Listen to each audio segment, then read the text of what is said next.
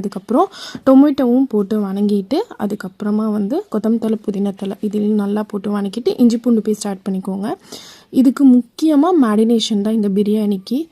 கறியை கழுவி வச்சு எடுத்து வச்சுருந்துருப்போம் இல்லையா, அப்போது ஒரு மேரினேஷன் பண்ணணும். அந்த கறியில் இஞ்சி பூண்டு பேஸ்ட், மிளகாத்தூள், கரம் மசாலா, அதுக்கப்புறம் மிளகாத்தூள் இதெல்லாம் போட்டு நல்லா மிக்ஸ் பண்ணி கர்டு இதெல்லாம் மிக்ஸ் பண்ணி நம்ம வந்து ஒரு 10 நிமிஷம் வச்சுட்டு அதுக்கப்புறம் நம்ம வணங்கிட்டுருக்கோம் இல்லையா, அதில் இதை ஆட் பண்ணதுக்கப்புறம் உங்களுக்கு தேவையான மசாலா ஒன்றும் வேணும்னா ஆட் பண்ணிக்கோங்க. சால்ட்டும் ஆட் பண்ணிக்கோங்க. லைட்டாக ரெட் கலர் பவுடர் ஆட் பண்ணியிருக்கேன் கலருக்காக. ஸோ அதில் ஆட் பண்ணிவிட்டு நம்ம நல்லா கறி 1/2% வெந்ததுக்கப்புறமா நம்ம வந்து இந்த மாதிரி தம் போடணும்.